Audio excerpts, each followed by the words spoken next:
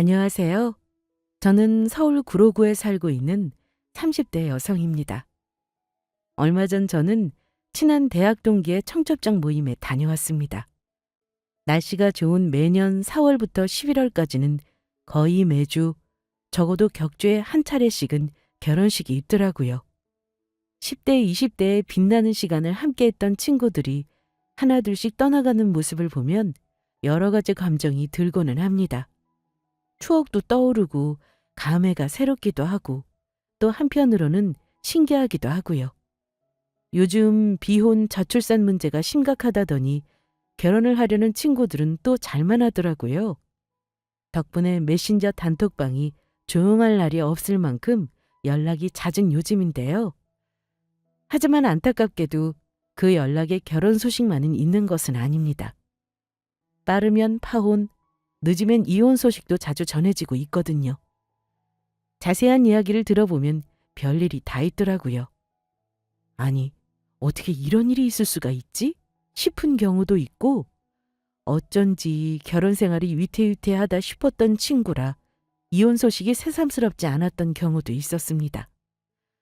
오늘도 다른 친구의 파혼 소식에 위로의 말을 건네다 문득 저의 옛날 모습이 떠올랐습니다. 딱 1년 전 오늘 저는 이 친구처럼 다른 친구들에게 파혼 소식을 전하고 있었거든요. 개 중에는 안타까운 파혼도 있고 정말 속 시원하다 싶은 파혼도 있잖아요. 제 경우는 후자였어요. 저는 정말 조상님이 저를 도우신 게 아닌가 싶은 생각마저 들었던 파혼이었거든요. 지금부터 그 이야기를 들려드리려고요. 저는 평범한 부모님 밑에서 태어난 일반적인 가정의 보통 사람입니다. 부모님은 고향인 여수에서 부부 공무원으로 일하시다 몇 년 전 퇴직을 하셨고 지금은 노년을 즐기고 계세요. 비록 퇴직 후에 연금이 나온다는 장점이 있기는 하지만 공무원 자체가 돈을 많이 벌 수 있는 직업은 아니잖아요. 저희 부모님은 사치와는 거리가 먼 보통 분들이셨어요. 절약하고 분수에 맞는 소비를 하라고 제게도 늘 강조하셨고요.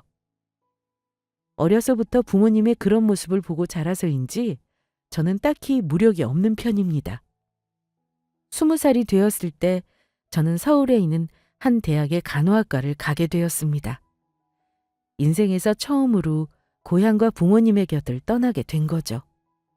다른 지방대학의 간호학과를 지원하면 장학금을 받을 수 있는 성적이었기에 대학을 결정하기까지 조금 고민을 하기도 했었습니다. 넉넉하지 않은 집안 형편에 부모님 눈치가 조금 보이기도 했고요. 하지만 감사하게도 저희 부모님은 저에게 대학 학비는 어떻게든 책임질 테니 걱정하지 말라고 말씀하셨어요. 저는 생활비는 제가 벌어서 해결하겠다고 말씀드렸고 그렇게 서울에 오게 되었습니다. 우물안 개구리였던 제게 서울은 정말 근사한 도시였습니다. 하지만 서울살이는 만만치가 않았죠. 그 빛나는 도시의 물가는 제가 고향에서 겪었던 것과는 차원이 다르게 비쌌습니다. 특히 집값이요. 한때는 대학 생활의 로망이라는 자취 생활을 꿈꾼 적도 있었죠. 하지만 학교 근처의 원룸 가격을 알아본 후에 저는 바로 그 꿈을 접고 기숙사에 들어갔습니다. 비록 대학 생활의 로망은 이뤘지만 대신 기숙사 생활 동안 같은 방을 썼던 동기들이 저의 제일 친한 친구가 되었기에 지금 생각해보면 후회는 없는 편입니다. 대학교에 들어가서도 별일 없이 혹은 별탈 없이 평범한 생활을 하며 시간이 흘렀습니다. 오전에는 수업을 듣고 저녁 시간과 주말에는 과외를 했어요. 생활비를 보태야 했거든요. 다행히 학교에 들어가서는 4년 내내 성적 장학금을 받아서 학비 부담은 덜 수 있었습니다. 그래서 취직한 후에 학비 지원을 받지 못한 친구들이 학자금 대출을 갚느라 고생을 할 때 다행히도 저는 월급을 고스란히 모을 수 있었습니다. 전공학과의 특성상 졸업 후에는 당연히 같은 계열로 취직을 하게 되었어요. 간호사는 어릴 때부터 저의 꿈이기도 했습니다. 제가 배운 것들로 아픈 사람들을 도울 수 있다는 게 저의 자부심이기도 했고요. 남은 건 제가 원하는 병원에 들어가는 것이었죠. 운도 좋았고 학교 성적도 좋았던 편이라 다행히 간절히 바라던 1순위의 대학병원에 신규 간호사로 들어가게 되었습니다. 3교대 근무는 물론이고 높은 업무 강도로 악명이 높은 곳이었지만 저는 만족스러웠습니다. 회사의 복지 혜택도 좋았고 세전 초봉도 어지간한 대기업보다는 높았거든요. 상여금도 잘 나오는 편이었고요. 물론 처음에는 정신없이 일이 바쁜 데다 실수도 잦아 적응 기간 내내 눈물의 연속이었습니다. 끝내 적응을 하지 못해 퇴사하는 동기들도 늘어갔습니다. 하지만 그 모든 시간들을 버텨내고 연차가 어느 정도 쌓이자 저도 드디어 일에 여유가 생기더라고요. 3교대는 여전히 힘들었지만 그래도 쉬는 날은 직장 걱정 없이 푹 쉬면서 만나고 싶은 사람들을 만나고 하고 싶은 일들을 할 수 있을 정도로 말입니다. 그리고 그 꿀맛 같던 휴일에 놀러 갔던 어느 미술 전시회에서 저는 남자친구를 만나게 되었습니다. 그때가 제 나이 32이었어요. 전시회장에 걸린 그 수많은 그림들 속에서 자꾸 같은 그림 앞을 맴도는 비슷한 취향의 남자였어요. 관람이 끝날 때쯤 그 사람이 먼저 제 번호를 물어봤고 그렇게 저희는 친구처럼 시작했다가 연인으로 발전하게 되었습니다. 그 사람과의 연애는 뭐랄까 처음으로 모든 것이 수월하다 싶었어요. 그동안 연애를 해보지 않은 것은 아니었지만 상대와 저 사이에 늘 크고 작은 한 가지씩의 문제들이 있었거든요. 학생 때라 데이트비가 없었다거나 취업 준비를 하느라 마음의 여유가 없었다거나 하는 것들이요. 간호사가 되자마자 만났었던 전 남자친구와는 시간이 없고 피곤해서 헤어지게 되었었고요. 그러니 지금이 살면서 처음으로 경제적인 부분이나 심리적인 문제 혹은 시간적인 문제 이 모든 장애 없이 제가 자유로운 상태에서 시작한 데이트였어요. 남자친구는 한 회계법인에서 회계사로 일하고 있었습니다. 저도 그 사람 일할 때는 정신이 없을 정도로 바쁜 편이었죠. 그래서 오히려 서로 시간을 쪼개 만나는 데이트가 더욱 즐거웠습니다. 이대로만 만난다면 결혼도 생각해 볼 수 있겠다 싶을 정도로 말이에요. 그리고 제 남자친구도 같은 생각을 했었던 것 같습니다. 만난 지 만으로 2년이 지나자 슬슬 결혼 이야기를 꺼내더라고요. 하지만 막상 남자친구의 입에서 결혼 이야기가 나오자 저는 조금 고민스러웠습니다. 연애 초반에는 깨를 볶느라 바빠 전혀 보이지 않던 그의 단점들이 어느 순간부터인가 슬슬 보이기 시작했거든요. 우리가 사귄 지 1년쯤 지나서 남자친구가 자취하고 있는 집에 처음으로 놀러 갔을 때 그때가 아마 그 징조를 느꼈던 시작이었습니다. 연애 초반 남자친구는 전 직장 동기인 형과 투룸빌라를 쉐어해 같이 살고 있는 상태였거든요. 그래서 그동안은 놀러 가고 싶어도 그럴 수가 없었죠. 1년이 지나 혼자 사는 집을 따로 구해 나오게 되면서 제가 처음으로 그 집에 놀러 가게 된 것이었어요. 그런데 남자친구의 집 앞에 도착한 순간 저는 깜짝 놀라고 말았습니다. 오빠, 문 앞에 있는 이게 다 뭐야? 뭘 이렇게 많이 시켰어? 아, 그거 내 운동화야. 저번 주에 시켰던 게 한 번에 다 왔나 보네. 이게 전부 다 운동화라고? 박스가 10개도 넘는데? 한정판도 있어. 그거 진짜 어렵게 구한 거야. 택배는 집 앞에만 있는 게 아니었어요. 문을 열고 들어가니 투룸 오피스텔 안에 아직 뜯지도 않은 택배 상자들이 아주 산처럼 쌓여 있더라고요. 아니, 무슨 운동화를 이렇게까지 많이 샀어? 이걸 다 신는다고? 신는 것도 있고 그냥 모으는 것도 있고 운동화 수집이 내 취미생활이잖아. 다리가 지네처럼 많은 것도 아니고 한 번 외출할 때 신발을 하나밖에 못 신는 사람이 왜 이렇게 많은 운동화가 필요한 걸까요? 문이 열린 신발장 틈으로는 이미 수십여 켤레의 신발이 더 보였죠. 사실 저는 운동화에 관심이 없어서 잘 몰랐는데 어렵게 구했다는 그 한정판 운동화 중에는 수백만 원이 넘는 것들도 있더라고요. 그걸 다 리셀가를 주고 구매한 거였죠. 거기다 보관용, 실 착용용으로 똑같은 운동화를 2켤레씩 산 것도 많았습니다. 계절별로 있는 운동화 몇 켤레 정도를 몇 년 동안 신는 저로서는 솔직히 잘 이해가 되지 않았습니다. 하지만 운동화 수집이 취미라는 남자친구의 말에 저는 그런가 보다 했었습니다. 누구나 취미 한 가지쯤은 있는 거고 그게 신발일 수도 있는 거니까요. 문제는 그게 끝이 아니라는 것이었습니다. 남자친구는 기본적으로 무력이 많은 데다 월급 대비 사치가 심한 사람이었어요. 계절이 바뀔 때마다 가까운 일본으로라도 꼭 해외여행을 나갔고 고생한 자신을 위한 선물이라며 고가의 명품들을 턱턱 사대더라고요. 매달 월급날이 올 때마다 수집과 취미생활이라는 명목으로 온갖 물건들을 사서 모으는 건 기본이었죠. 월급을 다 털어 사재 끼거나 하는 수준은 아니었지만 옆에서 지켜본 바로는 저축은 하고 있는지 걱정되는 수준이었죠. 집도 없는 사람이 저를 만나는 2년 동안 차를 2번이나 바꿨고요. 지금 타는 차는 당연히 그 사람의 허영을 채워줄 외주차인 건 말을 안 해도 짐작할 만하시죠? 거기다 남자친구는 유행에도 예민했습니다. 본인 말로는 패션 피플이라고 하는데 제가 보기에는 그냥 옷을 사는 행위 그 자체를 좋아하는 사람 같았어요.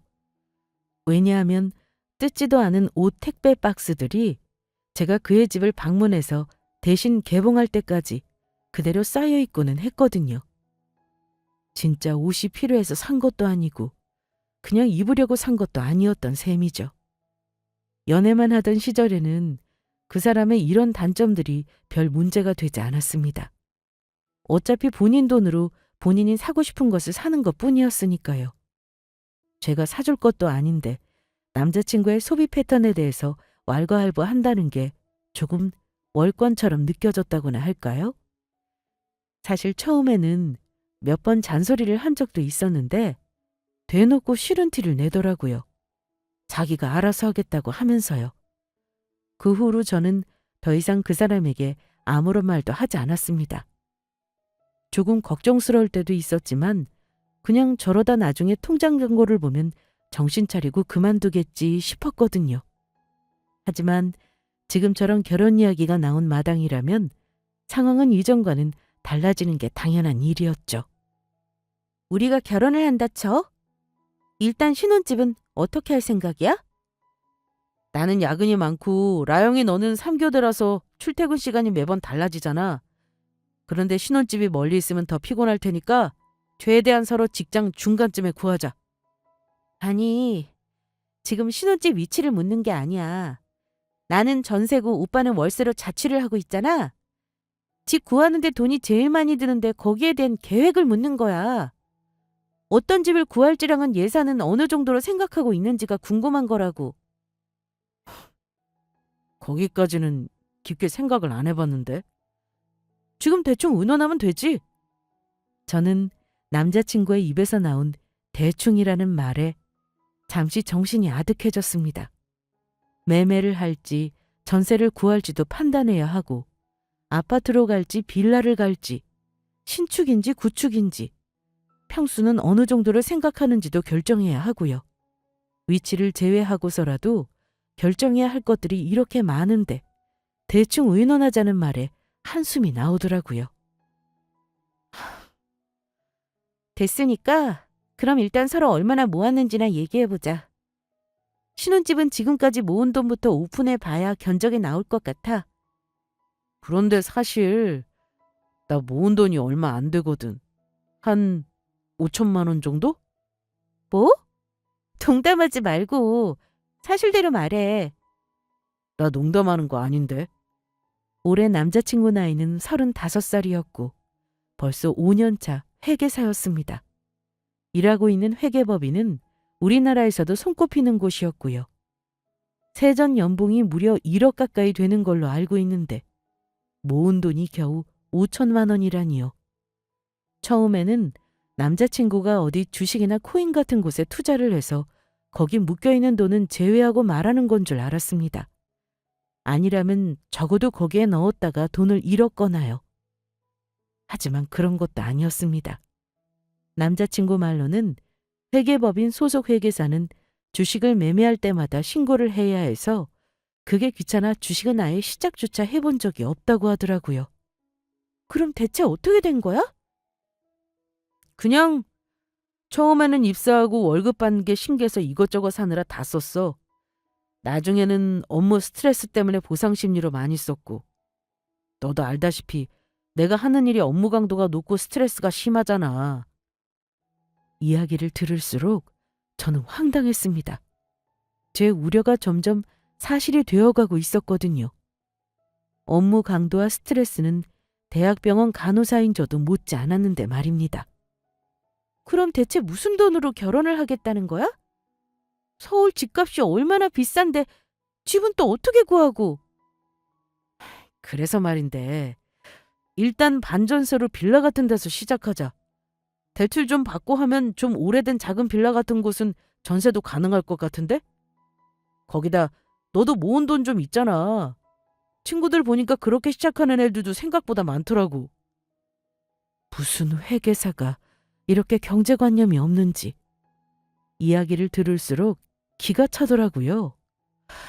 하긴 월급이 들어오기가 무섭게 그렇게 써대는데 잔고가 남아있다면 그것도 신기한 일이긴 했어요. 하지만 이미 엎질러진 물을 어쩌겠나 싶었습니다. 여기서 남자친구를 들들 볶는다고 흥청망청 다 써버린 돈이 돌아오는 것도 아니고요. 이 철없는 남자와 정말 이 결혼을 진행해도 되는 건지에 대한 의문조차 들었습니다. 하지만 결국 남자친구의 말대로 작은 빌라에서 반전세로 시작해보기로 했어요. 제가 모은 돈에다가 지금 자취방에 전세금을 빼고 둘 다 각각 대출을 받으면 결혼을 시작할 돈은 되더라고요. 비록 남자친구는 이미 예전에 받아둔 대출금을 갚고 있는 상태라 그마저도 별 도움이 되지 않았지만요. 그 와중에도 정신을 못 차리고 보는 눈들도 많은데 호텔 결혼식만은 포기할 수 없다는 둥 헛소리를 해대길래 결혼을 엎어버리기 전에 정신 차리라고 말했죠. 그리고 본격적으로 결혼을 준비하기 전에 저는 남자친구에게 단단히 약속을 받아냈습니다. 앞으로는 지금부터 대출금 갚을 때까지는 허리띠 졸라가며 열심히 돈을 모으기로요. 그래도 사람이니까 갑자기 소비를 줄일 수는 없겠지만 적어도 결혼식 날까지는 쓸데없는 소비는 하지 않기로 말입니다. 집 문제를 해결하고 나니 결혼 준비에 다른 장애는 크게 없었습니다. 결혼식은 원래 신부를 위한 거라고 하잖아요. 그 신부인 제가 원하는 결혼식 로망이 아예 없었거든요. 지금 그럴 처지도 아니었고요. 결혼식장도 하객들에게 부끄럽지 않게 식사만 맛있으면 되지가 저의 유일한 목표였습니다. 성수기 요금은 거의 몇 배나 차이가 날 정도로 비쌌기 때문에 몇 달 뒤인 겨울로 결혼식 날짜를 잡았죠. 그 밖에도 메이크업이니 웨딩 촬영이니 드레스니 사실 이런 것들에 저는 큰 욕심이 없었기에 추가 옵션으로 들어가는 돈도 거의 전무하다시피 했고요. 다만 신혼여행만큼은 평생 가지고 갈 추억이니 둘이서 좋은 곳으로 가서 푹 쉬자 싶어 비용을 아끼지 않았습니다. 그 외에 결혼 준비는 물 흐르듯 진행되어 갔습니다. 단 한 가지를 제외하고는요. 그건 바로 남자친구의 어머니, 저의 예비 시어머니 문제였습니다. 생각해보면 첫 만남부터 특이하다는 생각이 들었었죠. 남자친구의 고향은 남해였습니다. 서울에서 끝없이 차를 달려가야 하는 곳이었죠. 외아들인 남자친구가 군대에 가 있을 무렵에 아버지가 심장병으로 돌아가셨다고 합니다. 그래서 어머니 혼자 고향에 계신 게 늘 마음에 걸렸다고요.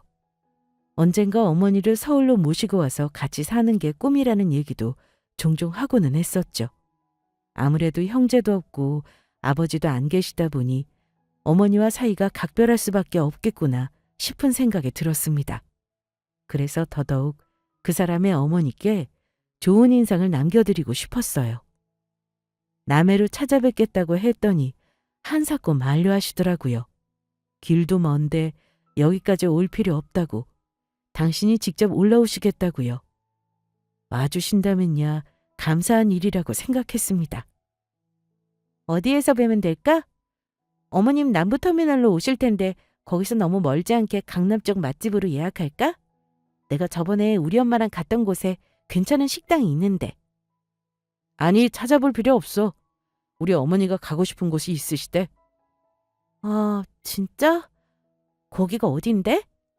저번에 친구분들이랑 갔던 호텔 레스토랑이 마음에 드셨던 모양이야. 이번에도 거기에 가시겠다네? 그래? 엄청 맛집인가 봐. 알고 보니 어머님이 이미 예약도 해놨다고 하셨다더라고요. 사실 그때는 그 레스토랑이 정말 맛있으셨나 보다 싶었어요.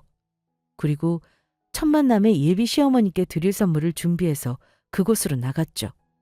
그리고 시어머니를 처음 봤던 그 순간의 기억이 사실 지금도 생생합니다. 왜냐고요? 우리나라 최고 대기업 오너 일가도 그렇게 많은 명품을 두르고 다니실 것 같지 않다는 생각이 들었거든요. 정말 머리끝부터 발끝까지 명품으로 치장을 하셨더라고요. 어서 와요. 우리 청원이한테 얘기 많이 들었어요. 안녕하세요. 처음 뵙겠습니다. 멀리서 오느라 고생 많으셨죠? 저희가 찾아뵈었어야 하는 건데. 아유, 뭐하러. 그 시골에 내려와요. 남해에는 이렇게 비싸고 맛있는 밥집도 없어요.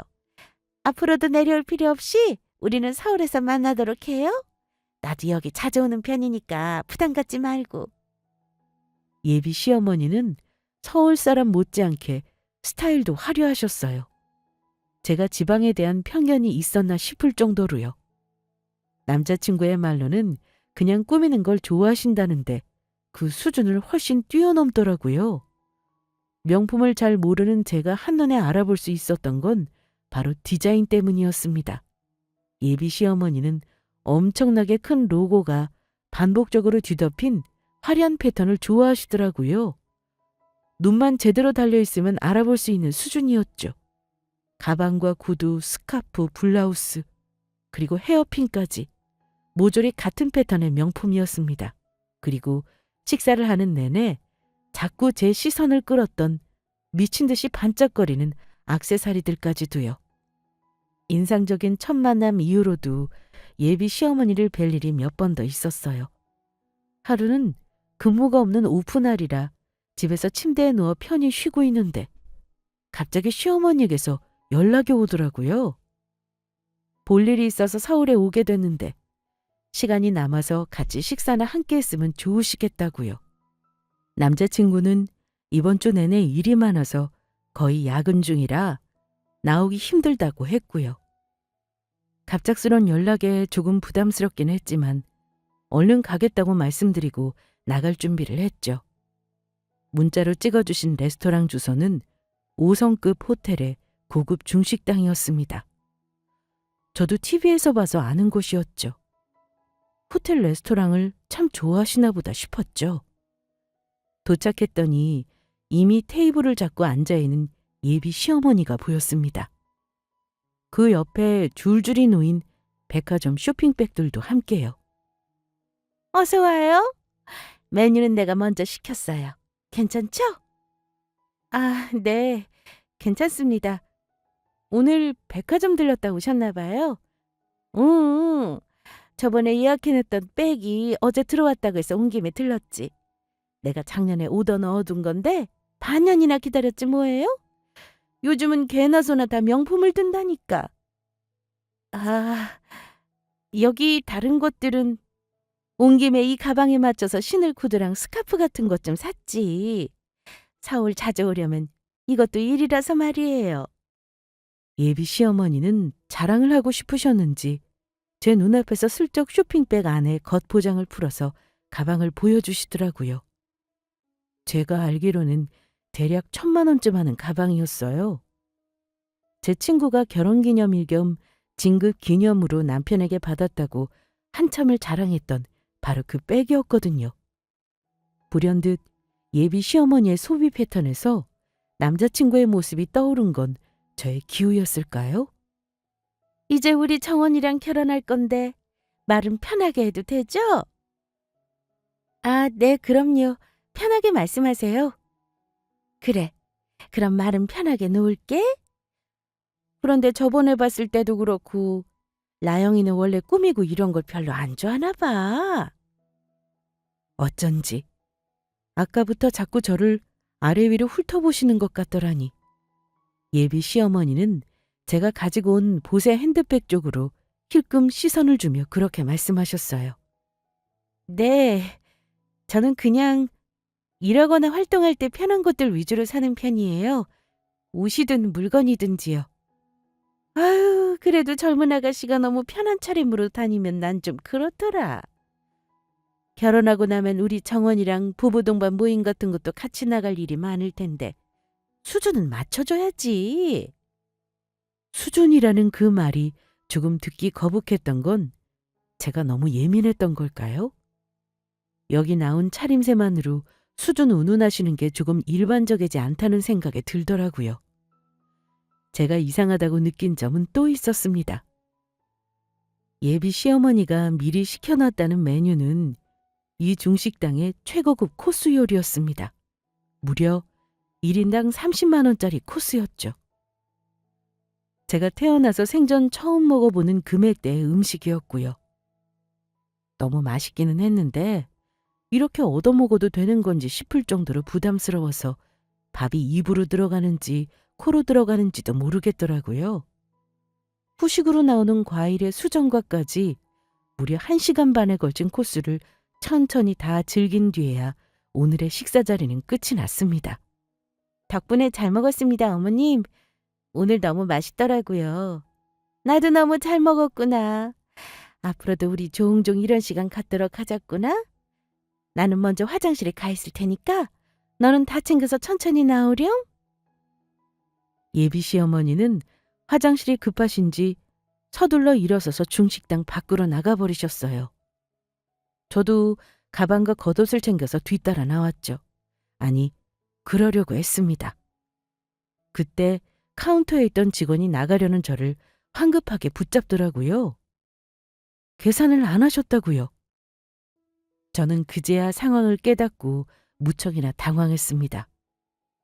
먼저 밥을 먹자고 부르신 데다 최고급 코스 요리를 묻지도 않고 시키셨길래 저는 시어머니께서 계산을 미리 하신 줄로만 알고 있었거든요. 당황해서 얼른 지갑을 꺼내 계산을 했습니다. 무려 제 한 달치가 넘는 식비가 겨우 고작 식사 한 끼에 날아가는 순간이었어요. 밖으로 나왔더니 화장실을 다녀오신 예비 시어머니가 제 팔짱을 끼시며 말씀하시더라고요. 느끼한 걸 많이 먹었더니 카피가 당기는구나. 우리 차 한 잔 더 하고 가는 게 어떠니? 시간 괜찮지? 네, 물론 그것까지 제가 계산했습니다. 그 뒤로도 이런 일이 몇 번이나 더 있었고요. 솔직히 좀 당황스럽더라고요. 하지만 예비 시어머니 혼자 드신 것도 아니고 저도 같이 식사를 한 건 맞으니까 조금 비싼 밥값을 냈다고 생각하기로 했습니다. 친정 엄마라고 생각하고 제가 맛있는 식사를 대접해드렸다고 치자는 생각도 하면서요. 그렇게 뭔가 짚어 말하기는 애매한데 어쩐지 마음이 개운하지는 않은 만남을 몇 차례 지속한 이후의 어느 날이었습니다. 양가 상견례까지 다 마치고 결혼식 맞바지 준비로 돌입하고 있을 때였죠. 결혼식을 2달 앞두고 저희 친정엄마 생신이 다가왔습니다. 서울에 계신 큰이모 댁도 방문할 겸 엄마 생신 때는 항상 부모님이 서울로 올라오셨거든요. 그래서 이모네와 저와 부모님 다 같이 함께 모여 외식을 하는 게 우리 가족의 전통 아닌 전통이 되어버렸죠. 남자친구도 이 사실을 알고 있었습니다. 작년 엄마 생신 때부터는 남자친구도 같이 밥 먹으러 놀러 오라는 말에 함께 참석을 했었거든요. 그렇게 남자친구는 이런저런 이유로 저희 엄마를 몇 차례 만났고 핸드폰으로 가끔 안부 정도는 주고받는 사이였습니다. 저번 생신 때도 남자친구가 참석을 했으니 당연히 이번 생신 때도 같이 갈 거냐고 제가 먼저 물었죠. 그런데 제 말에 조금 부담스럽다는 얼굴을 하더라고요. 나는 이번에는 빠질게. 결혼 전에 가족분들끼리만 오붓한 시간 보내는 게 더 좋을 것 같아. 그래? 알겠어. 나 내일 엄마 선물 사러 갈 건데 퇴근하고 백화점 좀 들렀다 가자. 가서 선물 사고 간 김에 거기서 저녁도 먹고. 어때? 그런데 어머님 생신 선물 뭐 살지는 정했어? 아니, 대충 인터넷에서 사진으로 받은 게 몇 개 있기는 한데 가서 직접 확인해보고 사려고. 그런데 내일 밥값도 너가 내는 거 아니야? 어디서 먹는데? 저번에 갔던 스시집 갈 거야. 엄마가 회를 좋아하셔. 돈은 당연히 내가 내는 거고. 부모님 생신에 자식인 내가 밥값을 안 내면 누가 내? 계속 듣고 있자니 도대체 얘가 무슨 말을 하고 싶은 건가 싶더라고요. 당연하다는 제 대답에 남자친구는 조금 떨떠름한 얼굴로 말을 했습니다. 우리 이제 결혼도 얼마 안 남았는데 돈을 조금 아껴 썼으면 좋겠다고요. 그 말을 듣는데 황당하더라고요. 우리가 서로 지출을 줄이기로 약속한 건 맞지만 부모님 생신에 쓰는 비용을 줄이자는 건 좀 그렇잖아요? 경조사비를 줄이는데도 한계가 있고요. 거기다 제가 남자친구한테 우리 엄마 생신 선물을 내놓으라고 한 것도 아니고 하나밖에 없는 딸인 제가 우리 엄마 선물을 산다는데 이게 말릴 일인가요? 이해가 되지를 않았죠. 그러자 제 표정을 읽은 남자친구가 얼른 덧붙이며 말했습니다. 너만 그러라는 게 아니고 서로 양가 부모님한테 쓰는 돈을 줄이는 게 좋을 것 같아. 지금 너무 돈이 없는 상태니까. 나중에 급한 불 좀 끄고 나면 그때 다시 잘해드리면 되지. 다른 것도 아니고 결혼 자금 때문에 그러는 건데 부모님들도 아마 이해하실걸? 순간 제 머릿속에는 예비 시어머니의 모습이 떠올랐습니다. 정확하게는 아직 결혼도 하기 전인데 벌써 걱정스럽게 시작한 시어머니의 소비 패턴이요. 그동안의 모습을 지켜봤을 때 남자친구의 텅 빈 통장 잔고에는 아마 시어머니의 지분도 상당히 보였거든요. 매번 호텔 레스토랑이나 파인다이닝을 즐기시는 바람에 대접하는 식사비는 둘째치고 다달이 아들에게 뭘 사달라고 그렇게 문자를 보내시는 것 같더라고요. 제가 기억하는 것만도 벌써 10여 차례였어요. 거기다 해외여행까지 좋아하셔서 남자친구가 매년 몇 차례씩은 보내드렸고요. 그 모든 날들이 아무런 기념일도 아니었는데 말입니다. 사실 거기에 비하면 저희 부모님은 양반이셨어요. 애초에 사치도 하지 않으셨지만 자식인 제게 단 한 번도 뭘 사달라고 말씀하신 적이 없으셨거든요. 부모님 결혼기념일에 제가 여행이라도 보내드리려고 하면 딸 자식이 고생해서 번 돈으로 무슨 여행을 가냐고 번번이 싫다고 하셨고요.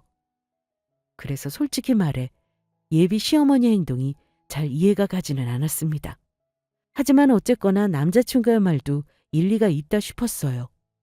저희 엄마 생신에 쓸 돈을 줄이라는 말에 기분은 좀 그렇긴 했지만 그의 말대로 양가 부모님 지출을 같이 줄여나간다면 그럴 의향도 있었어요. 결혼 후에는 경조사를 비롯한 양가 관련 지출에 대해 상한선을 정해두는 게 좋겠다 싶기도 했고요. 문제는 그 다음에 터졌죠.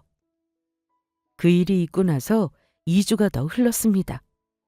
바쁘게 일을 하는 와중에도 짬짬이 청첩장 모임으로 사람들을 만나느라 한창 바쁠 때였죠. 신혼집 계약도 이미 끝난 상태라서 저와 남자친구는 모두 자취방을 빼고 이미 그곳에서 함께 지내고 있었습니다. 저는 여느 때처럼 퇴근 후 청첩장을 전달하러 친구를 만났다가 파김치가 되어서 신혼집에 돌아왔습니다.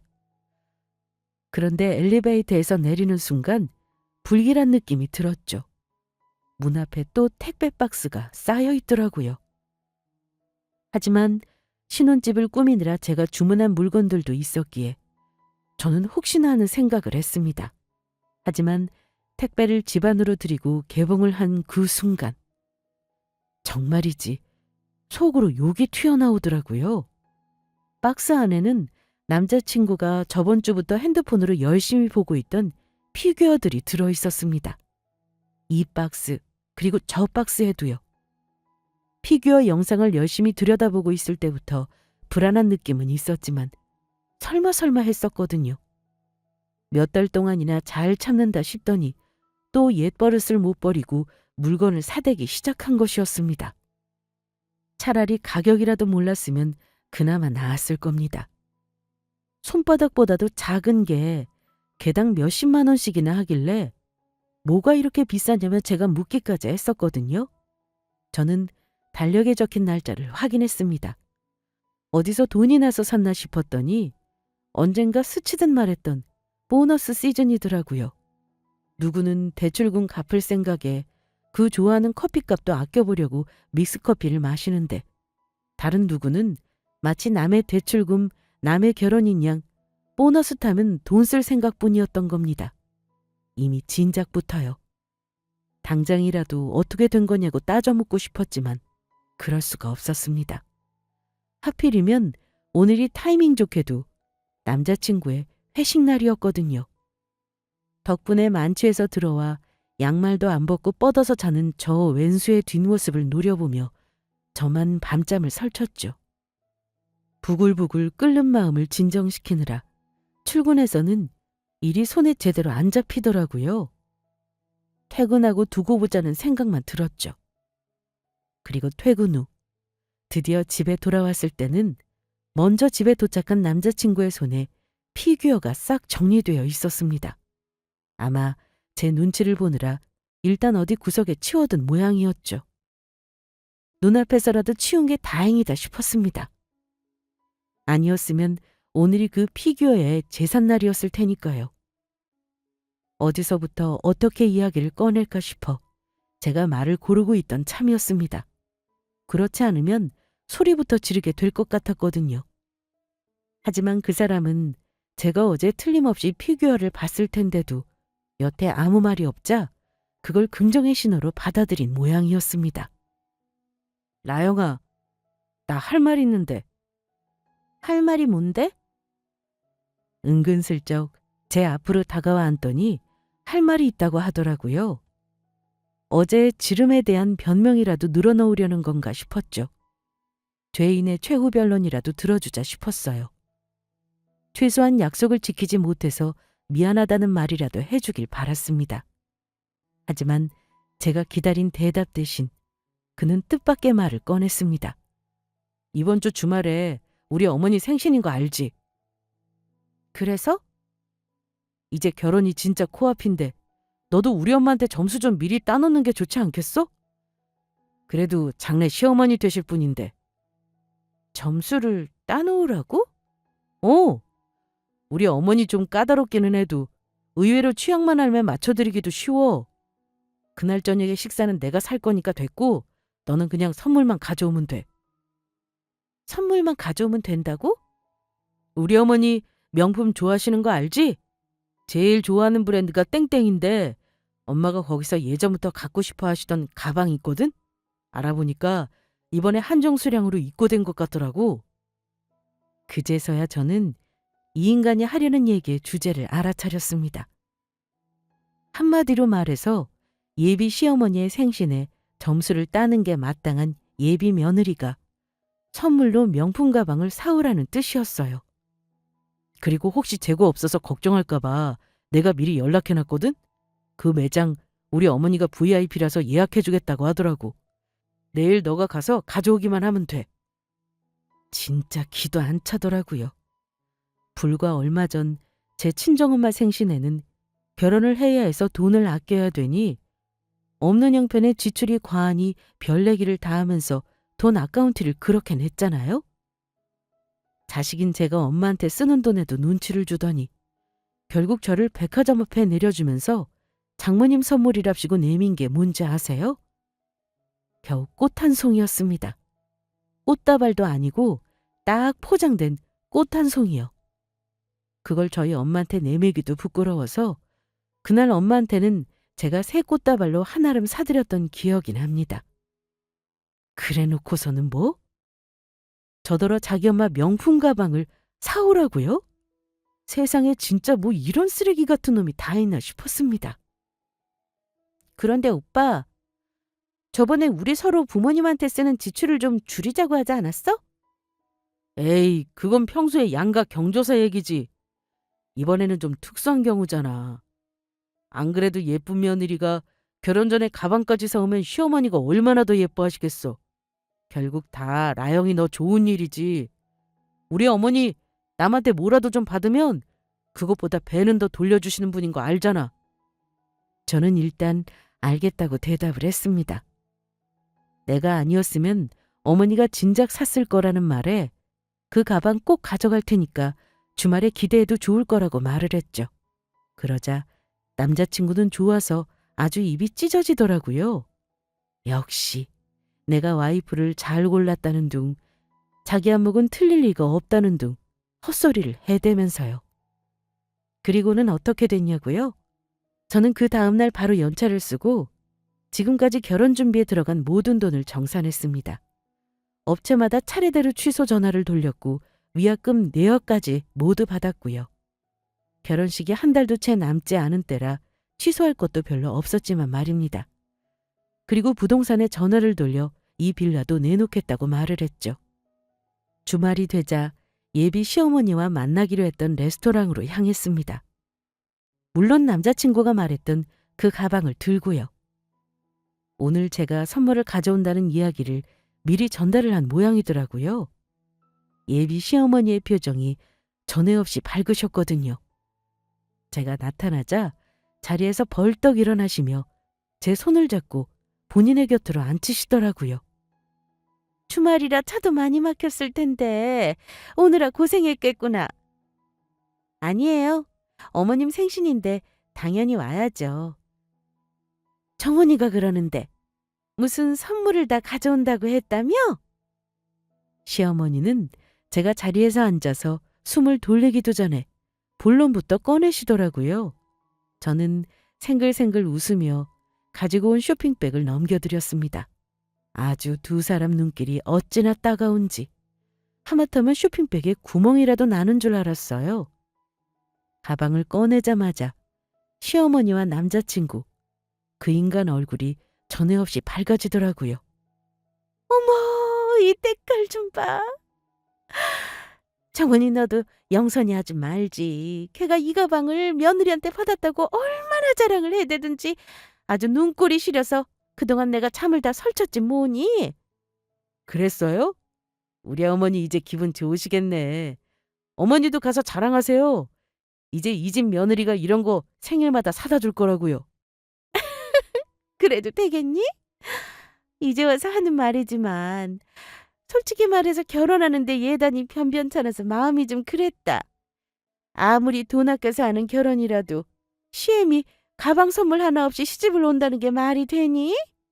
날로 먹으려는 심보나 마찬가지지.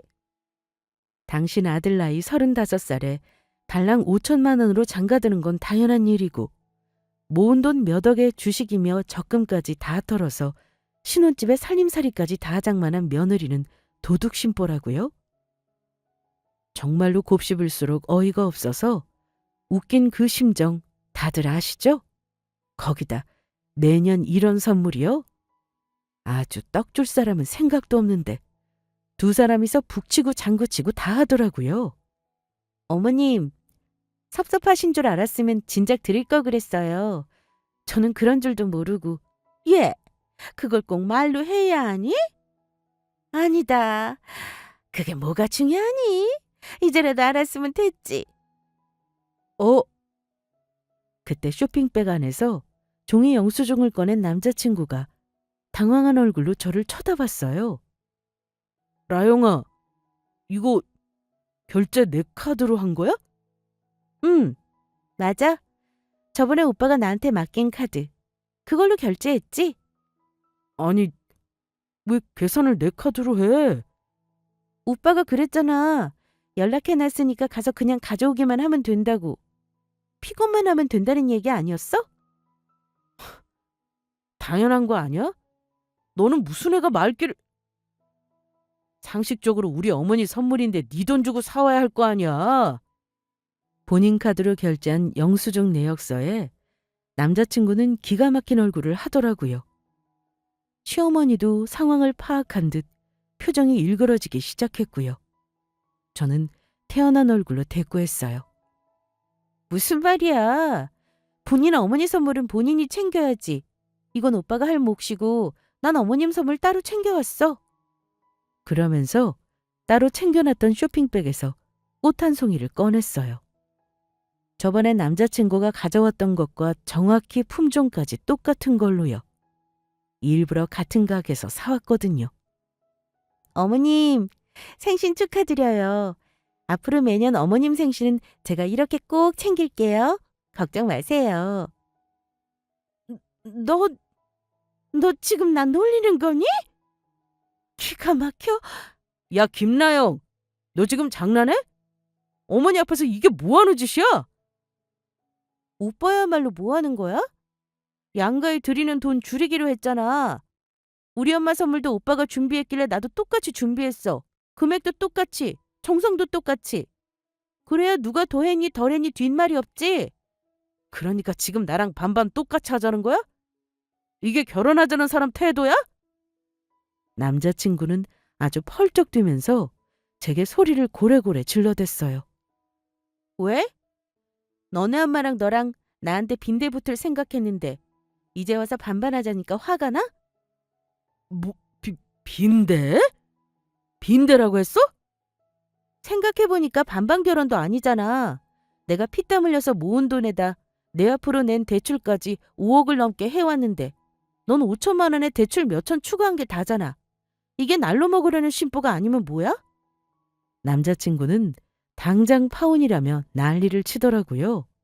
그때 화가 나서 뒤집어진 저 인간 얼굴을 여러분들도 보셨어야 해요. 정말 어찌나 통쾌하던지 옆에 있던 사람들이 웅성이기 시작하자 레스토랑 직원들이 이쪽으로 다가오는 게 보이더라고요. 저는 자리에서 일어서며 제 핸드백에서 가져온 종이를 꺼내 그 인간의 면상에 던졌죠. 결혼식 외에 남은 절차들 취소하고 위약금 정리한 거니까 1원까지 계산해서 정확히 반반 보내. 집은 어차피 내 돈으로 한 거니까 됐고 네 집은 전부 다 집 밖에 내놨으니까 가져가든지 버리든지 맘대로 하고.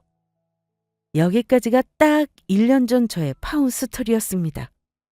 생각해보면 자잘한 단점들이 보이고 그것들이 모이기 시작했을 때 이 결혼을 접었어야 하는 건데 싶은 생각이 듭니다.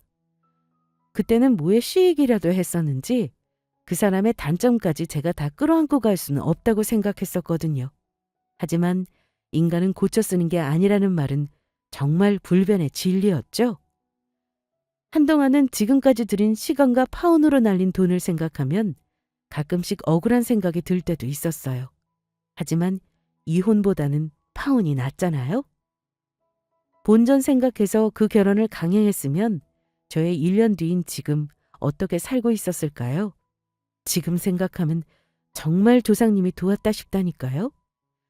혹시 지금 저와 비슷한 일을 겪고 있는 분들이 계시다면 결혼이라는 작은 나무에 묶여 인생이라는 큰 숲을 보지 못하는 실수는 없으시길 바랄게요. 들어주셔서 감사합니다.